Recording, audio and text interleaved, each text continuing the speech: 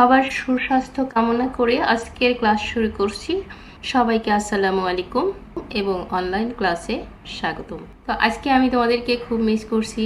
এই জন্য মিস করছি যে এই সময় যদি আমি তোমাদেরকে ক্লাসরুমে গিয়ে ক্লাস নিতাম তাহলে সবাই দাঁড়িয়ে তোমরা সালাম জানাতে, সরাসরি সাক্ষাৎ হতো, একটা অন্যরকম ভালো লাগা, একটা অন্যরকম ফিলিংস।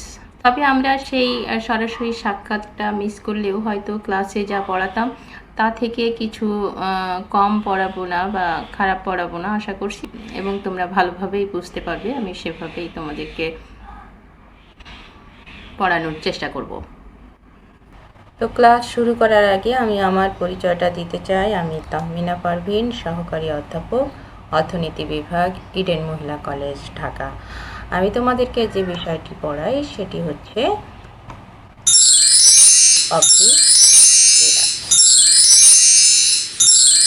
তো আমরা যে পরিস্থিতির মধ্যে আছি সেই বিষয়টি নিয়ে একটু কথা বলি।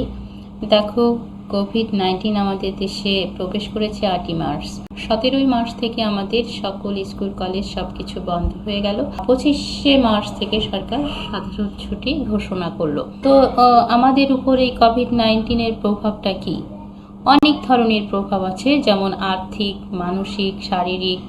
তো আমি শারীরিক, মানসিক এই বিষয়গুলো নিয়ে আলোচনা করব না, আমি আলোচনা করব আর্থিক দিক নিয়ে। তো ছুটি ঘোষণা করার পর সব কিছু বন্ধ হয়ে গেল, কলকারখানা বন্ধ হয়ে গেল এবং মানুষ ঘরের বাইরে যাওয়াটা প্রায় বন্ধ করে দিল, অর্থাৎ ঘরের বাইরে যাওয়াটা সীমিত করলো সরকার। তো এর ফলে কলকারখানা বন্ধ হয়ে গেল, কলকারখানার উৎপাদন বন্ধ হয়ে গেল। কলকারখানার উৎপাদন বন্ধ হয়ে গেলে শ্রমিকদের বেতন দেওয়া বন্ধ হলো, কোথাও কোথাও ছাঁটাই হলো। এখন যদি কৃষি খাতের দিকে আসি তাহলে দেখতে পাই যে কৃষকরা দ্রব্য উৎপাদন করছে কিন্তু সেই দ্রব্যের সঠিক দামটা পাচ্ছে না। কারণ কি? সাপ্লাই চেইনটা ভেঙে গেছে, অর্থাৎ তাদের দ্রব্য সামগ্রী যে শহরে এনে সেগুলো সঠিক দামে বিক্রি করবে সেটা আর পারছে না, অর্থাৎ দ্রব্য সামগ্রীর দাম কমে গেছে, মুদ্রার সংকোচন দেখা দিয়েছে। আর এদিকে শহরের লোকজন দ্রব্য সামগ্রী পাচ্ছে না, তারা বেশি দামে এই যা দ্রব্য সামগ্রী অনেক কষ্ট করে কাছাকাছি থেকে আসছে এগুলো খুব চড়া দামে তাদেরকে কিনতে হচ্ছে। তার মানে শহরে মুদ্রাস্ফীতি, আর যেখানে দ্রব্য সামগ্রী উৎপাদন হচ্ছে অর্থাৎ গ্রাম এলাকায় সেখানে মুদ্রা সংকোচন। তার মানে অর্থনীতিতে কি বিরূপ প্রভাব পড়েছে? উৎপাদন কমে গেছে, বেকারত্ব বেড়ে গেছে, মূল্যস্ফীতি বেড়ে গেছে, কোথাও মুদ্রা সংকোচন। তো অর্থনীতির এই যে একটা নাজুক অবস্থা, এই নাজুক অবস্থা থেকে উত্তরণের জন্য সরকারের কি করা উচিত ছিল, সরকার কি করেছিল, সরকারের ব্যয় কত হয়েছে, সরকারের আয়ের উৎস কি ছিল বা কত আয় করা উচিত এই ব্যয়ের জন্য, এই সব বিষয়গুলো নিয়ে অর্থনীতির একটা শাখা আলোচনা করে। এই শাখাটির নাম হচ্ছে পাবলিক ফিনান্স বা বাংলায় যাকে বলা হয় সরকারি অর্থব্যবস্থা। তো আজকে আমরা এই সরকারি অর্থব্যবস্থা নিয়ে আলোচনা করব। তো সরকারি অর্থব্যবস্থার কোন বিষয়গুলো নিয়ে আমি আলোচনা করব আজকে একটু দেখি। সরকারি অর্থব্যবস্থা বা পাবলিক ফিনান্সের প্রথম বিষয় হচ্ছে meaning of public finance and nature of public finance, অর্থাৎ সরকারি অর্থব্যবস্থা কি বা কাকে বলে, এবং সরকারি অর্থব্যবস্থা কি একটা সায়েন্স না আর্টস, অর্থাৎ নেচার অফ পাবলিক ফিনান্স, এটা নিয়ে আলোচনা করব। 2 নম্বর যে বিষয়টা নিয়ে আলোচনা করব সেটা হলো ব্যাকগ্রাউন্ড অফ পাবলিক ফিনান্স, অর্থাৎ এই সরকারি অর্থব্যবস্থা বা পাবলিক ফিনান্স যে বিষয়টি অর্থনীতির একটা শাখায় পরিণত হলো, পাবলিক ফিনান্সের ব্যাকগ্রাউন্ডটা কি ছিল, উদ্ভাবের পিছনে কি ভূমিকা পালন করেছিল বা কে ভূমিকা পালন করেছিল, এই বিষয়টি দেখব। 3 নম্বর দেখব scope of public finance. Scope of public finance কি? স্কোপ অফ পাবলিক ফিনান্স হচ্ছে পাবলিক ফিনান্সের উপাদানগুলো কি, অর্থাৎ পাবলিক ফিনান্স কোন বিষয়গুলো নিয়ে আলোচনা করে। যে বিষয়টি দেখব সেটা হলো প্রাইভেট ফিনান্স এবং পাবলিক ফিনান্সের মধ্যে পার্থক্য কি, এবং 5 নাম্বার পড়ব এইমস অফ পাবলিক ফিনান্স, অর্থাৎ সরকারি অর্থ ব্যবস্থার লক্ষ্য এবং উদ্দেশ্য কি।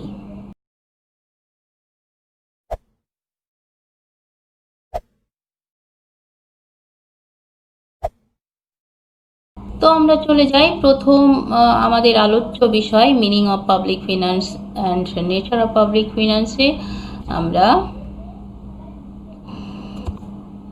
Meaning and nature of public finance, অর্থাৎ এখানে দেখো পাবলিক ফিনান্সের দুটি অংশ রয়েছে, একটা হলো পাবলিক, আরেকটি হলো ফিনান্স। তো পাবলিক কথাটির অর্থ হচ্ছে পিপুল, অর্থাৎ আর জনগণ মানে সরকার, কারণ আমরা অ্যারিস্টটলের সংজ্ঞায় জানি government for the people, by the people and of the people, অর্থাৎ পাবলিক অর্থ পিপুল এবং পিপুল অর্থ গভর্নমেন্ট। তার মানে পাবলিক ফিনান্স অর্থ হচ্ছে গভর্নমেন্ট ফিনান্স, সরকারি অর্থব্যবস্থা। এখন সরকারি অর্থব্যবস্থাটা কি বা কাকে বলে? এখন সরকারি অর্থব্যবস্থা কাকে বলে? এখানে দেখো একটা ডেফিনেশন রয়েছে পাবলিক ফিনান্সের বা সরকারি অর্থব্যবস্থার, সেটি হচ্ছে অর্থব্যবস্থা হলো অর্থনীতির একটি শাখা, এবং কোন শাখা? যে শাখাটি সরকারি কর্তৃপক্ষের রাজস্ব এবং ব্যয়ের সাথে সম্পর্কিত। অর্থাৎ অর্থনীতির একটি শাখা হলো সরকারি অর্থব্যবস্থা, এবং এই সরকারি অর্থব্যবস্থা কি নিয়ে আলোচনা করে? সরকারের আয় এবং ব্যয়, এবং এটি জনপ্রশাসন কিভাবে রাজস্ব বৃদ্ধি করে, অর্থাৎ সরকার কিভাবে রাজস্ব বৃদ্ধি করে এবং তার জনগণের জন্য ব্যয় করে, এবং এই ব্যয়ের ফলে সমাজ কিভাবে সর্বাধিক সামাজিক সুবিধা পায় তা নিয়ে আলোচনা করে এই সরকারি অর্থব্যবস্থা। তো সরকারি অর্থব্যবস্থা সম্পর্কে আমাদের এই তিনটা বিষয় তাহলে আমাদের জানা দরকার। এক হচ্ছে সরকারি অর্থব্যবস্থা অর্থনীতিতে সরকারের ভূমিকা নিয়ে আলোচনা করে। 2 হচ্ছে সরকারের রাজস্ব এবং ব্যয়ের তথ্য সংগ্রহ করে, এবং এই রাজস্ব এবং তথ্য সংগ্রহ করে কোনো দেশের অর্থনৈতিক উন্নয়নে সরকারের ভূমিকা নিয়ে আলোচনা করে। 3 নাম্বার হচ্ছে অর্থনীতির জন্য কোন বিষয়গুলো ভালো সেই বিষয়গুলো সরকারের গ্রহণ করা উচিত, এবং যে বিষয়গুলো অর্থনীতির জন্য খারাপ সেই বিষয়গুলো সরকারের বর্জন করা উচিত। এই বিষয়গুলো সরকারি অর্থব্যবস্থা বা পাবলিক ফিনান্স আলোচনা করে থাকে। এখন আমরা পড়ব নেচার অফ পাবলিক ফিনান্স, অর্থাৎ এই সরকারি অর্থব্যবস্থার প্রকৃতি কি, অর্থাৎ এটি কি একটা সায়েন্স না আর্টস? তো আমি পাবলিক ফিনান্স শুধু আর্টস না বা শুধু সায়েন্স না, একে আমি বলবো যে এটা উভয়ই, অর্থাৎ এটি একটি সায়েন্স এবং একই সাথে এটি একটা আর্ট। তো প্রথমে আমি বলবো পাবলিক ফিনান্স হচ্ছে একটা সায়েন্স। কেন সায়েন্স? সায়েন্স এ কারণে যে সায়েন্স যে কোনো বিষয়ের মধ্যে কার্য কারণ সম্পর্ক নিয়ে আলোচনা করে, এবং আমাদের সরকারি অর্থব্যবস্থাও এই কাজটি করে থাকে। এবং আমরা দেখি যে আমরা পাবলিক ফিনান্সকে বিজ্ঞান বলছি, এর পিছনে যে যুক্তিগুলো আছে সেই যুক্তিগুলো কি? এক হচ্ছে define and limit the field of human knowledge, অর্থাৎ মানুষ যে জ্ঞান লাভ করে সেই জ্ঞানের উপর ভিত্তি করে কোনো বিষয়কে কিভাবে সংজ্ঞায়িত করা যায় এবং সীমায়িত করা যায় সে বিষয় নিয়ে পাবলিক ফিনান্স আলোচনা করে। 2 হচ্ছে সিস্টেমেটিক স্টাডি অফ ফ্যাক্টস, অর্থাৎ যে কোনো বিষয় নিয়ে সিস্টেমেটিক আলোচনা করে পাবলিক ফিনান্স। 3 নাম্বার হচ্ছে scientific methods are used to study public finance, অর্থাৎ পাবলিক ফিনান্সে বৈজ্ঞানিক পদ্ধতি ব্যবহৃত হয়। পাবলিক ফিনান্সের যে বিষয়গুলো নিয়ে আলোচনা করা হয় সেই বিষয়গুলো আলোচনার জন্য বিভিন্ন বৈজ্ঞানিক পদ্ধতি ব্যবহৃত হয়। 4 নম্বর পয়েন্টস হচ্ছে প্রিন্সিপাল অফ পাবলিক ফিনান্স আর এম্পেরিক্যাল, অর্থাৎ সরকারি অর্থব্যবস্থার যে পলিসিগুলো আছে, যেমন ফিসকাল পলিসি, মানিটারি পলিসি, যেমন fiscal policy, monetary policy, expenditure policy, credit policy, export policy, import policy, এই সকল বিষয়গুলো হচ্ছে গবেষণামূলক। গবেষণামূলক কি অর্থাৎ গবেষণামূলক কেন? কারণ এই নীতিগুলো বিভিন্ন বিষয়ে ডেটা সংগ্রহ করে, সেগুলো অ্যানালাইসিস করে এবং তার উপর ভিত্তি করে কোনো বিষয় সম্পর্কে ব্যাখ্যা প্রদান করে। এটা হচ্ছে এই জন্য বলা হয় সরকারি অর্থব্যবস্থার নীতিগুলো হচ্ছে গবেষণামূলক। তো অন্যদিকে পাবলিক ফিনান্সকে একটি আর্টস বলা হয়, আর্টস বা কলা বলা হয়। কারণ কি? কারণ হচ্ছে আর্টস কি করে? আর্টস হচ্ছে কোনো একটা উদ্দেশ্য সাধনের জন্য যে জ্ঞানের সংগ্রহ করে, কোনো এক আর্টস কি করে? আর্টস কোনো একটা উদ্দেশ্য সাধনের জন্য জ্ঞান আহরণ করে এবং সেই জ্ঞানের প্রয়োগ ঘটিয়ে সে তার উদ্দেশ্য সাধন করে। তো সরকারি অর্থব্যবস্থার একটি গুরুত্বপূর্ণ হাতিয়ার হলো ফিসকাল পলিসি, এবং এই ফিসকাল পলিসি সরকারের আয় এবং ব্যয় সম্পর্কে তথ্য সংগ্রহ করে এবং তথ্য সংগ্রহের মাধ্যমে পূর্ণ নিয়োগ, অর্থনৈতিক সমতা, অর্থনৈতিক উন্নয়ন এবং অর্থনৈতিক স্থিতিশীলতার জন্য কাজ করে। এই জন্য পাবলিক ফিনান্সকে একটা আর্টস বলা হয়। তাহলে আমরা দেখলাম পাবলিক ফিনান্স একই সাথে সায়েন্স এবং আর্টস। আলোচ্য বিষয় হচ্ছে 2 নাম্বার পয়েন্ট, সেটা হচ্ছে ব্যাকগ্রাউন্ড অফ পাবলিক ফিনান্স। তো আমরা 2 নাম্বার পয়েন্টে চলে যাই। ব্যাকগ্রাউন্ড অথবা ডেভেলপমেন্ট অফ পাবলিক ফিনান্স, অর্থাৎ সরকারি অর্থব্যবস্থার বিকাশের পটভূমি। এর পিছনে কি কি কারণ আসলে কাজ করেছিল এই পাবলিক ফিনান্স যে অর্থনীতির একটা শাখায় পরিণত হলো, এর পিছনে কি কি কারণ কাজ করেছিল, এটাই হচ্ছে সরকারি অর্থব্যবস্থা বিকাশের পটভূমি। তো আমরা যারা অর্থনীতি পড়ি তারা সবাই জানি অ্যাডাম স্মিথ হচ্ছে অর্থনীতির জনক, যিনি 1876 সালে একটা বই লেখেন এবং বইটির নাম হচ্ছে an inquiry into the nature and the causes of the wealth of nations. তো এই বইয়ে তিনি উল্লেখ করেন যে অর্থনীতি হবে ফ্রি মার্কেট ইকোনমি, অর্থাৎ অর্থনৈতিক ব্যবস্থা হবে ফ্রি মার্কেট। অর্থাৎ বাজার অর্থনীতিতে কি হবে? বাজার অর্থনীতিতে চাহিদা এবং যোগানের পারস্পরিক ক্রিয়া প্রতিক্রিয়ার মাধ্যমে এই ভারসাম্য দাম নির্ধারিত হবে এবং এই ভারসাম্য দামে চাহিদা এবং যোগান পরস্পর সমান। তো ভারসাম্য দামে এই যে আমাদের চাহিদা এবং যোগান সমান হয়েছে এবং আমাদের তাহলে কোয়ান্টিটি হচ্ছে এই পর্যন্ত, ভারসাম্য দামে ভারসাম্য পরিমাণ হচ্ছে এই পর্যন্ত। এটা হচ্ছে বাজার অর্থনীতির মূল কথা। এবং বাজার অর্থনীতি এবং তিনি বলেন যে অর্থনীতিকে ফ্রি মার্কেট ইকোনমিতে অর্থনীতির উপর কারোর হস্তক্ষেপ থাকবে না, অর্থাৎ অর্থনীতিতে সব কিছু স্বয়ংক্রিয়ভাবে নির্ধারিত হবে। একে অ্যাডাম স্মিথ বলেছেন লেইজেস ফেয়ার নীতি।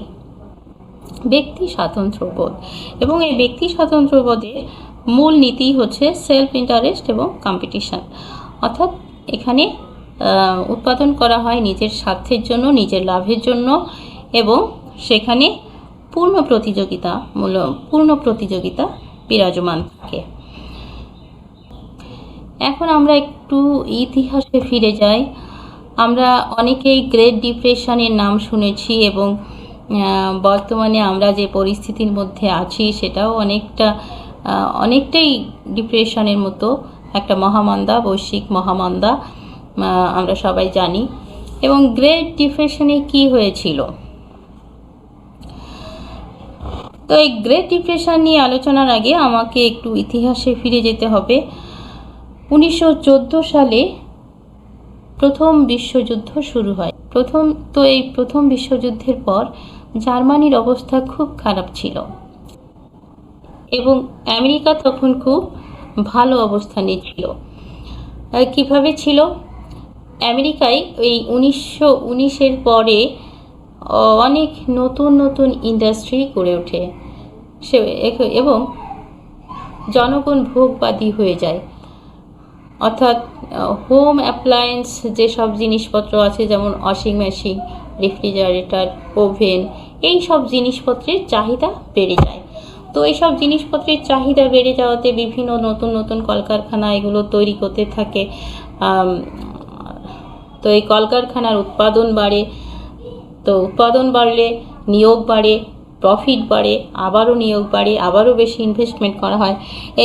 এইরকমভাবে দেখা যায় যে এসব কোম্পানির শেয়ারের দাম 3 গুণ 4 গুণ হয়ে গিয়েছিল। এখন শেয়ার কথাটি নিয়ে একটু আলোচনা করি। শেয়ার ধরো তোমার 10 লক্ষ টাকা আছে।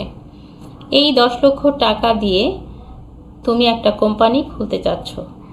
তো তোমার কোম্পানি সব কিছু রুলস রেগুলেশন সব কিছু ঠিক করে তুমি স্টক এক্সচেঞ্জের কাছে গেলে। বাংলাদেশে স্টক এক্সচেঞ্জ একটা হচ্ছে চট্টগ্রাম স্টক এক্সচেঞ্জ, যাকে বলা হয় সিএসই, এবং আরেকটা হচ্ছে ঢাকা স্টক এক্সচেঞ্জ, যাকে বলা হয় ডিএসই। তো এই ডিএসির কাছে গেলে তুমি ডিএসির কাছে গিয়ে বললে যে আমি আমার এই কোম্পানির শেয়ার বিক্রি করতে চাই।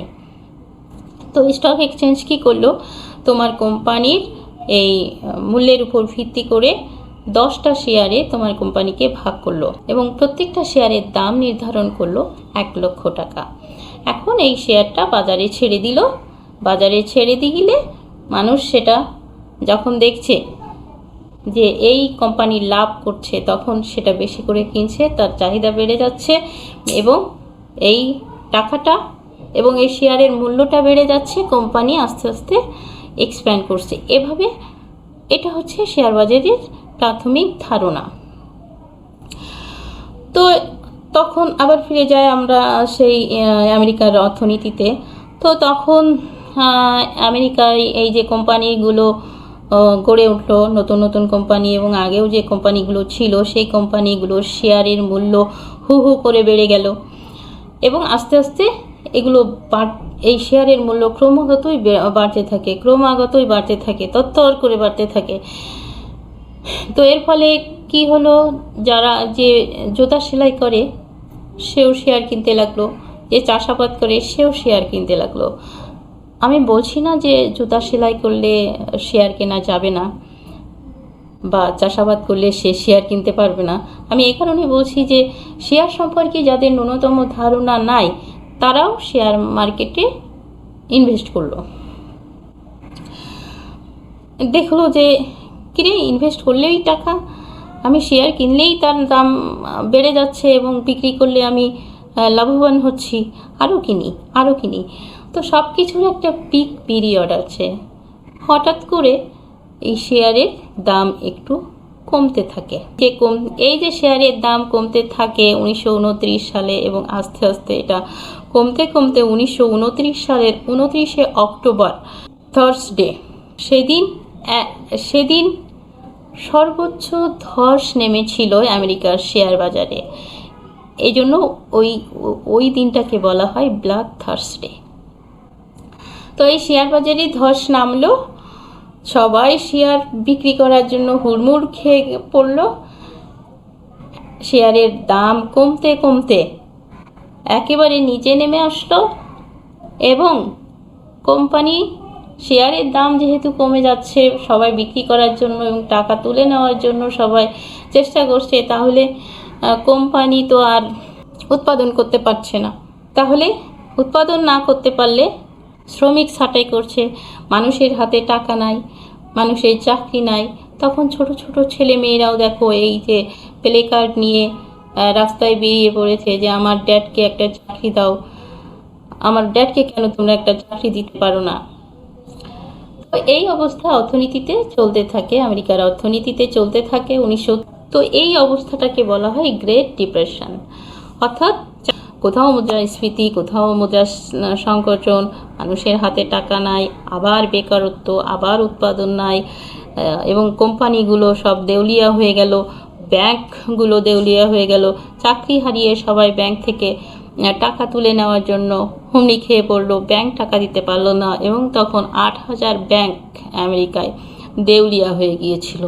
তো এই গ্রেট ডিপ্রেশনের প্রভাব অর্থনীতিতে পড়তে থাকে দীর্ঘদিন। 1933 সালে রুজভেল্ট সরকার ক্ষমতায় এসে কিছু নীতি গ্রহণ করে এবং 1936 সালে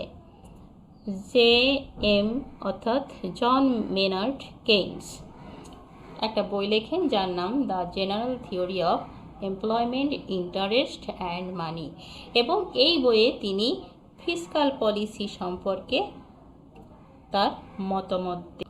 তো এই ফিসকাল পলিসির মূলনীতি হচ্ছে সরকার দেশের জনগণের কাছ থেকে আয় সংগ্রহ করবে এবং দেশের জনগণের জন্য সরকার ব্যয় করবে, এবং অবশ্যই সরকারের আয়ের থেকে ব্যয় বেশি করতে হবে।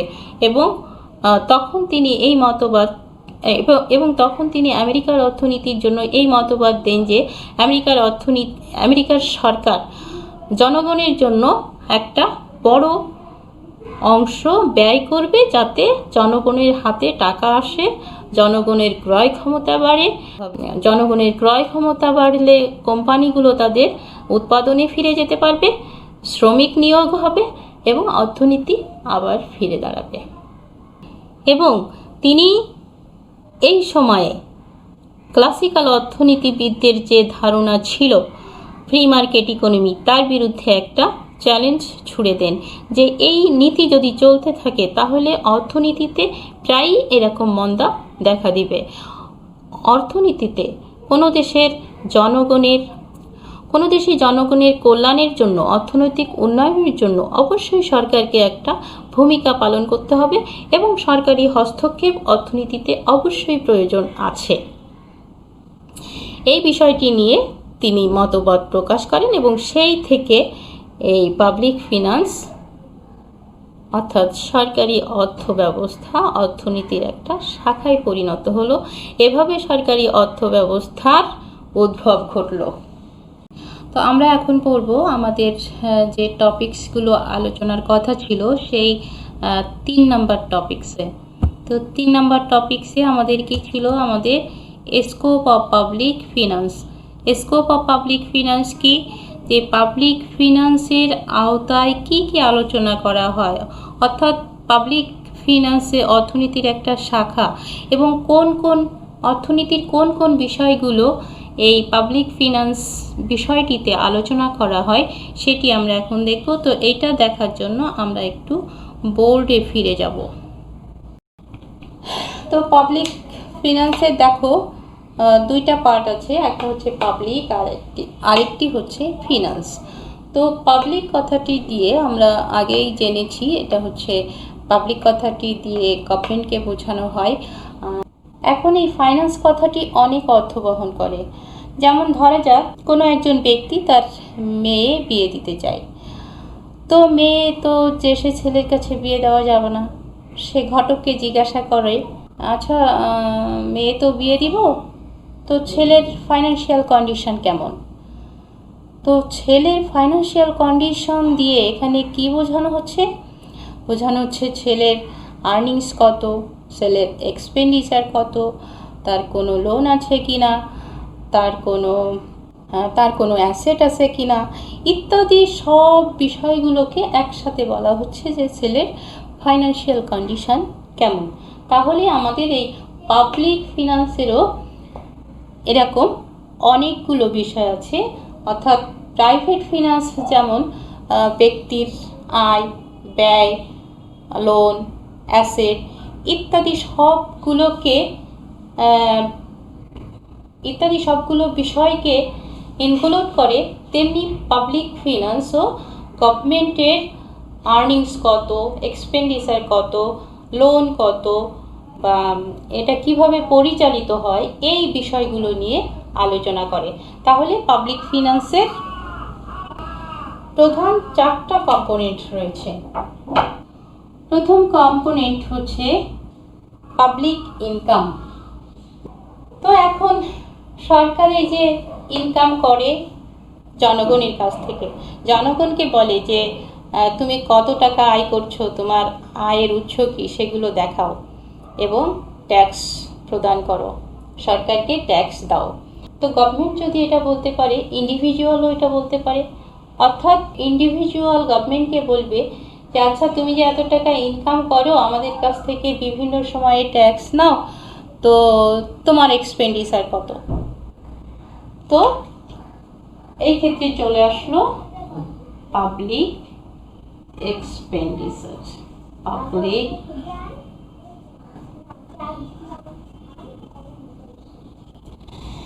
এখন এই পাবলিক এক্সপেন্ডিচার, সরকারি ব্যয়, এখানে কি কি বিষয় আলোচনা করা হয়? এখানে আলোচনা করা হয় যে সরকার কোন কোন খাতে ব্যয় করবে, সরকার কোন কোন খাতে ব্যয় করবে এবং কোন কোন খাতে সরকারের ব্যয় করা উচিত, কোন কোন খাতে ব্যয় করলে অর্থনৈতিক উন্নয়ন সাধিত হবে, দেশের জনগণের কল্যাণ সাধিত হবে, ইত্যাদি বিষয়ে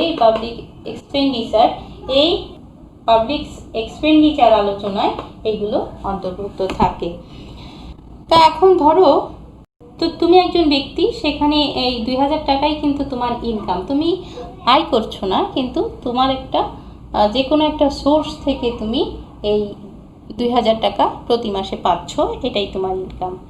এবং তুমি এই ইনকাম দিয়ে কি করো, তো তোমার ইনকাম হচ্ছে 2000 টাকা। এই 2000 টাকা দিয়ে তুমি তোমার মাসের যে খরচ, সেই খরচটা তুমি চালাও। তোমার বই কেনা বাবদ, তোমার পোশাক কেনা বাবদ, তোমার বেতন বাবদ, তোমার খাওয়া দাওয়া বাবদ, সব কিছু তুমি এই 2000 টাকা দিয়ে তুমি তোমার ব্যয়ের সংকুলন করো, এটা তোমার ব্যয়। এখন ধরো এই হঠাৎ করে করোনা আসলো, এই করোনার সময় তোমার একটা কম্পিউটার দরকার বা একটা স্মার্টফোন দরকার। তো তুমি তোমার বাবাকে বললে যে বাবা আমার তো একটা ল্যাপটপ বা স্মার্টফোন কেনা দরকার, আমার ক্লাস হচ্ছে অনলাইনে, আমি ক্লাস করতে হবে আমার। তো বাবা টাকা পাঠালো, 15,000 টাকা পাঠালো। এর থেকে আর বেশি বাবার সামর্থ্য নাই, সে 15,000 টাকা পাঠালো। তো 15,000 টাকা দিয়ে তুমি ডিসিশান নিলে তুমি একটা সেট কিনবা। তুমি দোকানে গেছো, দোকানদার তোমার মাথাটা ওয়াশ করে ফেলছে যে আপনি ওই মোবাইল কিনবেন কেন, এই যে দেখেন এই আর কয়টা টাকা বাড়ালে আপনার অনেক ফিচার আছে, এই সেলফি ভালো, এই ফিচার ওই ফিচার, এই সেই বলে তোমার মাথাটা ওয়াশ করে ফেললো। তো এখন তুমি টাকা কোথায় পাবা? তুমি বাবার কাছে ফোন করেছো, বাবা আমি তো এই 20,000 টাকা আমার লাগবে, আমার এই ফোন কিনতে, আমার 15,000 টাকায় হবে না। বাবা বলছে বাবা আমি আর দিতে পারবো না, ওইটাতে যা হয় তাই কেন। তো তুমি তোমার বন্ধুকে ফোন করছো যে আমাকে 5,000 টাকা ধার দে, অথবা বয়ফ্রেন্ড হোক বা গার্লফ্রেন্ডও হোক, তাকে ফোন করছো 5,000 টাকা ধার দাও। তো কারোর কাছে টাকা নাই। এরপরে তুমি কি করছো, তুমি ব্যাংকে যাচ্ছ, ব্যাংক থেকে লোন নিবে, 5,000 টাকা লোন নিয়ে তারপরে মোবাইল কিনবে। তো তুমি ব্যাংক থেকে লোন নিয়ে এই মোবাইলটা কিনতে পারো, অথবা তোমাকে দোকানদারই বললো যে থাক আপনার ব্যাংকে যাওয়া লাগবে না, আপনি কিস্তিতে দিয়েন। যেটা হয় এখন প্রায় ফ্রিজ কিনতে গেলে হয়, ওয়াশিং মেশিন কিনতে গেলে হয় যে কিস্তিতে সব কিছু দিয়ে দিচ্ছে।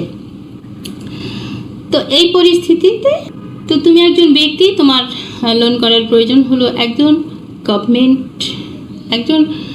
সরকারও কিন্তু এই ধরনের সিচুয়েশানে পড়তে পারে। এবং এই ধরনের সিচুয়েশানে পড়লে সরকার কি করে, সরকার দেশ থেকে বিদেশ থেকে বিভিন্ন সংস্থা থেকে এবং আরও অনেক সোর্স আছে, বাংলাদেশের বিভিন্ন ব্যাংক থেকে, বাংলাদেশের বিভিন্ন প্রতিষ্ঠান থেকে, বাংলাদেশের কোনো ব্যক্তির কাছ থেকে, বাইরের কোনো প্রতিষ্ঠান থেকে, কোনো সংস্থা থেকে বা বাইরের কোনো দেশ থেকে সরকার লোন গ্রহণ করে। অর্থাৎ 3 নম্বরে আসছে আমার পাবলিক ডেট। 3 নম্বর হচ্ছে আমার পাবলিক ডেট। এখন ধরো তোমাকে তোমার বাবা 2,000 টাকা দেয়, তাই দিয়ে তোমার মাস চলতে হয়। আমাদের ইনকাম সীমিত, অর্থাৎ আমরা যারা খুব বেশি ধনী না, তাদের ইনকাম কিন্তু আমরা নিজেরাই হিসাব করতে পারি।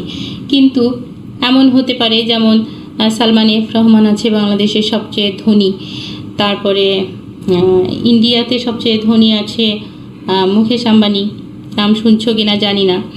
তো এই মুকেশ আম্বানির এতটাই ধনী, তার কোথায় কোন কোম্পানি আছে এটা কোনো ব্যক্তির পক্ষে, একক ব্যক্তির পক্ষে হিসাব করা সম্ভব নয়।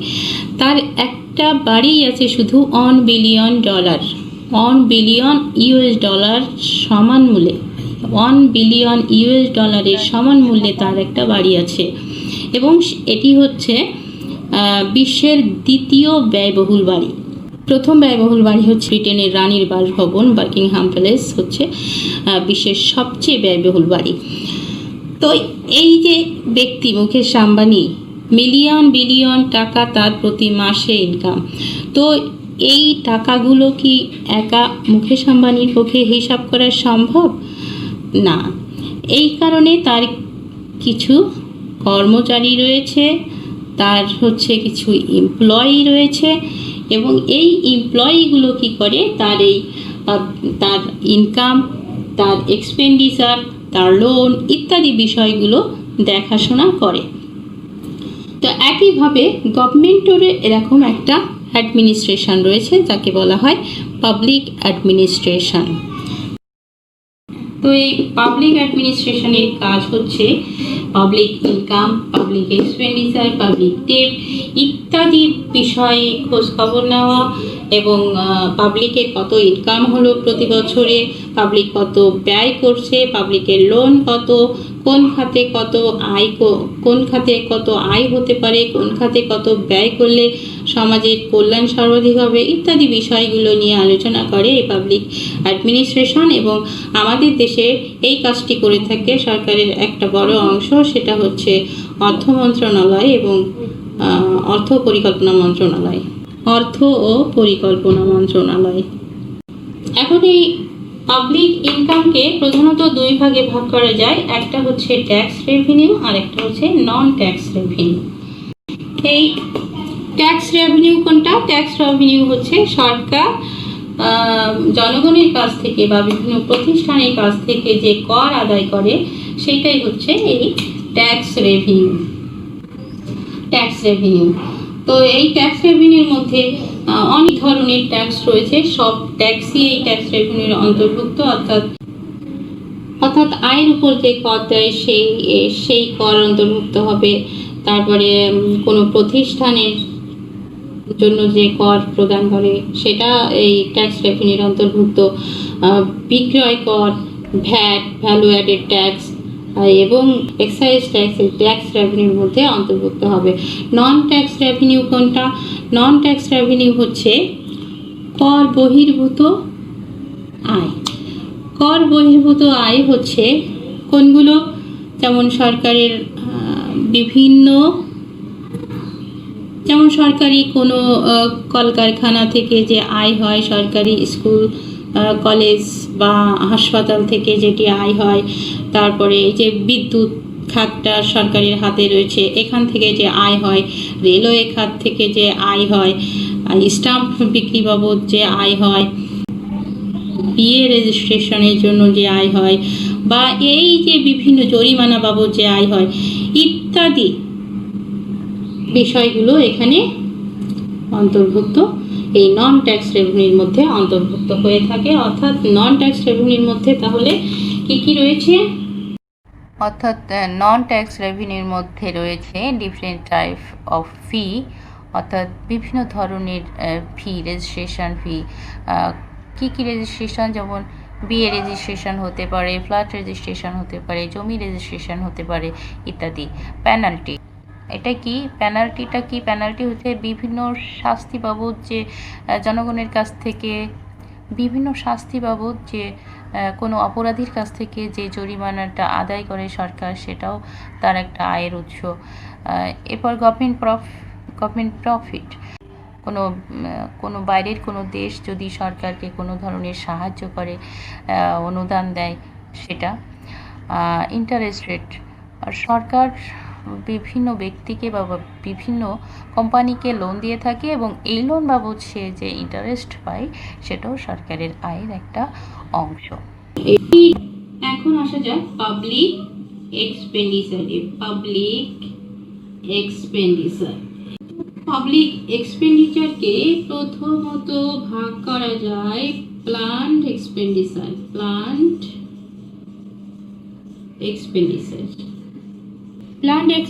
কোনগুলো? আগে থেকে যে ব্যয়গুলো নির্ধারণ করা থাকে সেটা হচ্ছে প্ল্যান্ড এক্সপেন্ডিচার।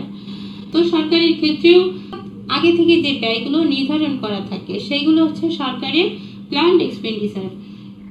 তো আনপ্ল্যান্ড এক্সপেন্ডিচার কোনগুলো?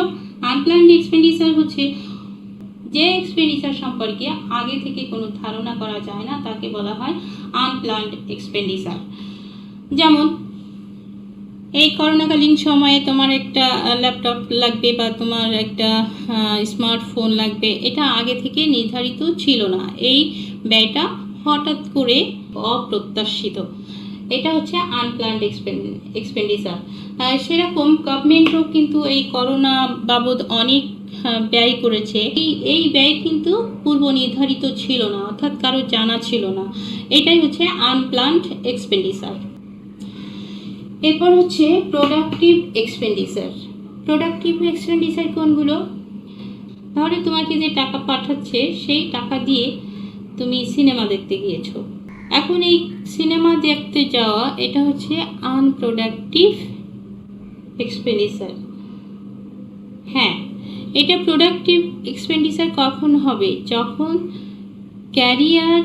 তুমি মুভি নিয়ে ক্যারিয়ার গঠনের চিন্তা করবা এবং এই উদ্দেশ্যে তুমি যখন মুভি দেখতে যাবা, সেইটা হলো তোমার প্রোডাক্টিভ এক্সপেন্ডিচার। তো এই যে আনপ্রোডাক্টিভ এক্সপেন্ডিচার কোনটা? আনপ্রোডাক্টিভ এক্সপেন্ডিচার হচ্ছে যে আনপ্রোডাক্টিভ এক্সপেন্ডিচার, যেমন তুমি একটা ল্যাপটপ কিনেছো, সেই ল্যাপটপ দিয়ে সারাদিন কী করো? সারাদিন ভিডিও দেখো, সারাদিন মুভি দেখো, যেটা তোমার কোনো কাজে আসে না। কিন্তু তুমি যদি ল্যাপটপ কিনে তোমার অনলাইন ক্লাস করো বা যে কোনো প্রোডাক্টিভ কোনো কাজ করো, তোমার দক্ষতা অর্জনের জন্য কোনো কাজ করো, যেটা ভবিষ্যতে তোমার ক্যারিয়ার গঠনের জন্য উপকারে আসবে, এই ধরনের কাজ হচ্ছে প্রোডাক্টিভ এক্সপেন্ডিচার। এবং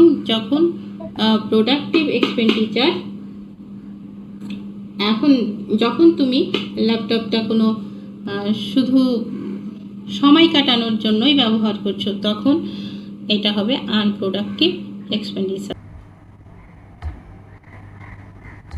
ইন্টারনাল। তো এই লোন দুই ধরনের হতে পারে। একটা হচ্ছে ইন্টারনাল ডেট, অর্থাৎ সরকার যখন দেশের ভিতরে কোনো ব্যক্তি, প্রতিষ্ঠান বা কোনো ব্যাংক থেকে লোন নেয়, সেটা হচ্ছে ইন্টারনাল ডেট। আর এক্সটার্নাল ডেট হচ্ছে এক্সটার্নাল ডেট কোনটা? যখন সরকার দেশের বাইরে কোনো সংস্থা বা কোনো দেশ থেকে লোন সংগ্রহ করে বা কোনো ব্যক্তির কাছ থেকে লোন সংগ্রহ করে, সেটা হচ্ছে তার এক্সটার্নাল ডেট। তো এই এক্সটার্নাল ডেটকে আবার দুই ভাগে ভাগ করা যায়। একটা হচ্ছে বায়োলেটারাল ডেট, আরেকটা হচ্ছে মাল্টিলেটারাল ডেট। বায়োলেটারাল ডেট কোনটা? বায়োলেটারাল ডেট হচ্ছে বাইরের কোনো দেশ, যেমন আমেরিকা, ইংল্যান্ড, ইউরোপিয়ান ইউনিয়ন, এসব দেশ থেকে যখন সরকার লোন গ্রহণ করে, সেটা হচ্ছে বায়োলেটারাল ডেট। আর মাল্টিলেটারাল ডেট হচ্ছে বাইরের কোনো সংস্থা থেকে, আন্তর্জাতিক সংস্থা থেকে যখন সরকার লোন গ্রহণ করে, সেটা হচ্ছে মাল্টিলেটারাল ডেট। যেমন IMF থেকে লোন নিতে পারে, ওয়ার্ল্ড ব্যাংক থেকে লোন নিতে পারে, IDB থেকে নিতে পারে, ADB থেকে নিতে পারে। এই সব উৎস থেকে যখন সরকার লোন নেয়, সেটা হচ্ছে এই মাল্টিলেটারাল ডেট।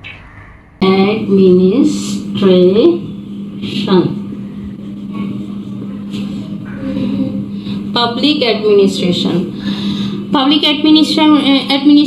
কোনটা? পাবলিক অ্যাডমিনিস্ট্রেশন হচ্ছে এই সরকারের এই যে আয়, ব্যয় এবং বিভিন্ন লোন সংক্রান্ত কার্যাবলী নিয়ে আলোচনা করে, বাজেট পেশ করে, এই যে এই বিষয়গুলো। তারপরে সরকারের আয়ের খাত কিভাবে বাড়ানো যায়, ব্যয়ের খাত কিভাবে বাড়ানো যায়, উন্নয়ন খাত,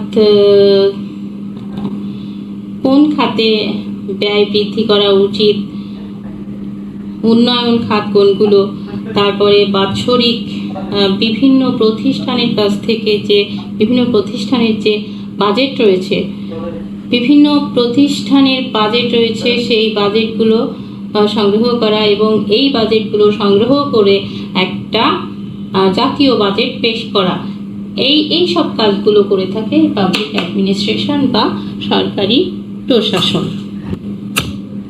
যেটা আমি আগেই বলেছি, আমাদের অর্থ মন্ত্রণালয় ও পরিকল্পনা মন্ত্রণালয় এই পাবলিক অ্যাডমিনিস্ট্রেশনের একটা বড় অংশ। তো এখন আমাদের আলোচ্য বিষয় হচ্ছে 4 নম্বর বিষয় হচ্ছে আমাদের private finance versus public finance, অর্থাৎ সরকারি এবং বেসরকারি অর্থব্যবস্থার মধ্যে পার্থক্যটা কি, এটা আমরা এখন দেখব। টেবিলের মাধ্যমে এই প্রাইভেট ফিনান্স এবং পাবলিক ফিনান্সের পার্থক্য দেখিয়েছি এবং এখানে আমি কিছু পার্থক্যের বিষয় লিখেছি এবং এই কলামে সরকারি অর্থব্যবস্থার কথা আলোচনা করেছি এবং এই কলামে বেসরকারি অর্থব্যবস্থার কথা বা ব্যক্তিগত অর্থব্যবস্থার কথা আলোচনা করেছি। তো আমাদের প্রথম পার্থক্যের বিষয় হচ্ছে আয় ব্যয়ের সমন্বয় সাধন। তো আয় ব্যয়ের সমন্বয় সাধনটা কি, যে সরকার দেখো কিভাবে আয় ব্যয়ের সমন্বয় সাধন করে। সরকার প্রথমে একটা বছরের ব্যয়ের খাতগুলো নির্ধারণ করেন। এখন এই ব্যয়ের জন্য প্রয়োজনীয় অর্থ কোথা থেকে আসবে সেই খাতগুলো নির্ধারণ করে এবং কিভাবে সে আয় পাওয়া যাবে সেই চেষ্টা করে। আর ব্যক্তি কি করে, ব্যক্তি তার একটা নির্দিষ্ট সময়, সেটা সাপ্তাহিক হতে পারে, মাসিক হতে পারে, বাৎসরিক হতে পারে, সে তার ইনকামটা প্রথমে হাতে পায়। এই ইনকামের উপর ভিত্তি করে সে ব্যয়ের খাতগুলো নির্ধারণ করে। দ্বিতীয় পার্থক্যের বিষয় হচ্ছে ব্যাপকতা। সরকারি অর্থব্যবস্থা ম্যাক্রো লেভেল নিয়ে আলোচনা করে, অর্থাৎ এখানে আয় ব্যয়ের পরিমাণ অনেক বেশি, কিন্তু ব্যক্তির অর্থব্যবস্থা হচ্ছে মাইক্রো লেভেল, অর্থাৎ কোনো একক ব্যক্তির আয় ব্যয় ইত্যাদি নিয়ে এখানে আলোচনা করা হয়। আয় ব্যয়ের সীমাবদ্ধতা, সরকারের আয় এবং ব্যয় দুইটাই বিশাল এবং সরকার বিভিন্ন উৎস থেকে ইনকাম করতে পারে। যে কোনো সময় তার যে কোনো বিপদ আসলে জনগণের কাছ থেকে অথবা অন্যান্য যে কোনো উপায়ে সে আয়ের উৎসগুলো বাড়িয়ে দেয় এবং কিন্তু ব্যক্তি ইচ্ছে করলেই তার আয়ের উৎস বাড়াতে পারে না। মুদ্রা ছাপানো, সরকার তার যে কোনো একটা অপ্রত্যাশিত ঘটনার সময় বা যে কোনো প্রয়োজনে টাকা ছাপাতে পারে, অর্থাৎ টাকা ছাপানোর ক্ষমতা শুধুমাত্র সরকারের রয়েছে, কিন্তু ব্যক্তির এই টাকা ছাপানোর ক্ষমতা নাই। গোপনীয়তা, সরকার কিন্তু তার আয় ব্যয় ইত্যাদি কোনো কিছু গোপন রাখে না। যেমন দেখো যে 20-21 সালের বাজেট পেপারে আসলো, নেটে আসলো, সব কিছুতেই আমরা দেখেছি যে সরকারের আয় কত, সরকারের সামনের বছরে অর্থাৎ 20 এবং 21 সালে কত ইনকাম হতে পারে এবং কত ব্যয় হতে পারে এবং সেই অনুযায়ী কত সে ইনকাম করবে সেটা নির্ধারণ করে সে বাজেট পেশ করেছে এবং জনগণের সামনে সেটাকে তুলে ধরেছে। কিন্তু ব্যক্তি সবসময় তার আয় ব্যয়ের হিসাবকে গোপন রাখার সর্বোচ্চ চেষ্টা করে। আয়ের স্থিতিস্থাপকতা, হচ্ছে সরকারের আয় ব্যক্তির আয় থেকে বেশি স্থিতিস্থাপক, অর্থাৎ সরকারের যদি অতিরিক্ত ব্যয়ের প্রয়োজন হয় তাহলে বিভিন্ন উৎস থেকে তার আয়টা বৃদ্ধি করতে পারে, কিন্তু ব্যক্তি খুব সহজে তার আয়টা বৃদ্ধি করতে পারে না, যতই তার প্রয়োজন হোক না কেন। আয় ব্যয়ের লক্ষ্য, সরকার যে আয় করে এবং ব্যয় করে এর মূল লক্ষ্য কি? মূল লক্ষ্য ব্যক্তির আয় ব্যয়ের উৎস হচ্ছে নিজের কল্যাণ, নিজের পরিবারের কল্যাণ। কালের গুরুত্ব কি? কালের গুরুত্ব বা সময়ের গুরুত্ব, সরকার যেহেতু স্থায়ী, অর্থাৎ ব্যক্তি মারা যেতে পারে কিন্তু সরকার তো মারা যাবে না, এ কারণে সরকার সবসময় ভবিষ্যৎকে গুরুত্ব দিয়ে থাকে। একটা টেকসই উন্নয়নের দিকে সে সবসময়ই নজর রাখে। আর ব্যক্তি যেহেতু ক্ষণস্থায়ী, আমি ক্ষণস্থায়ী বলবো কারণ আমাদের জীবনটা আসলেই খুব বেশি দিনের না, তো ক্ষণস্থায়ী এ কারণেই সে ভবিষ্যতের থেকে বর্তমানকেই বেশি প্রাধান্য দিয়ে থাকে। ঋণের উৎস, সরকার ইচ্ছে করলে দেশের থেকে বা দেশের বাইরে থেকে বা বিভিন্ন প্রতিষ্ঠান থেকে, বিভিন্ন আন্তর্জাতিক প্রতিষ্ঠান থেকে, যেমন IMF থেকে, ওয়ার্ল্ড ব্যাংক থেকে লোন নিতে পারে, কিন্তু ব্যক্তি যে ঋণের উৎস এটা সীমিত। অর্থাৎ সে কোনো বন্ধু বান্ধবের কাছ থেকে নিতে পারে অথবা ব্যাংকের কাছ থেকে লোন নিতে পারে, কিন্তু সে কিন্তু IMF বা ওয়ার্ল্ড ব্যাংক ইত্যাদির কাছ থেকে লোন নিতে পারে না। সরকারের বাজেট সাধারণত 1 বছরের জন্য হয়ে থাকে, যেটাকে আমাদের দেশে ফিসকাল ইয়ার বলা হয়, এবং এই ফিসকাল ইয়ার হলো আমাদের 1 জুলাই থেকে 30 জুন পর্যন্ত আমাদের দেশের ফিসকাল ইয়ার। তো এটা হচ্ছে সরকারের আয় ব্যয়ের হিসাব, যেটা বাজেটের মাধ্যমে উপস্থাপন করা হয়। অর্থাৎ সরকার আয় এবং ব্যয়ের হিসাব করে 1 বছরের জন্য।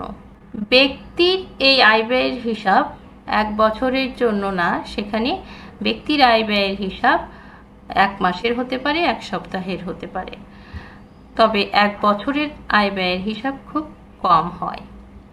দায়বদ্ধতা এবং জবাবদিহিতা, সরি এখানে একটা এই হাইপেন পড়ে গেছে, আমি এই হাইপেনটা উঠে যাবে, তো আমি এখন তো দায়বদ্ধতা এবং জবাবদিহিতা, এই দায়বদ্ধতা এবং জবাবদিহিতা কি, সরকার তার আয় ব্যয়ের হিসাব দিতে বাধ্য, অর্থাৎ দায়বদ্ধ থাকে, কিন্তু ব্যক্তি কারোর কাছে তার আয় ব্যয়ের হিসাব দেওয়ার জন্য দায়বদ্ধ থাকে না।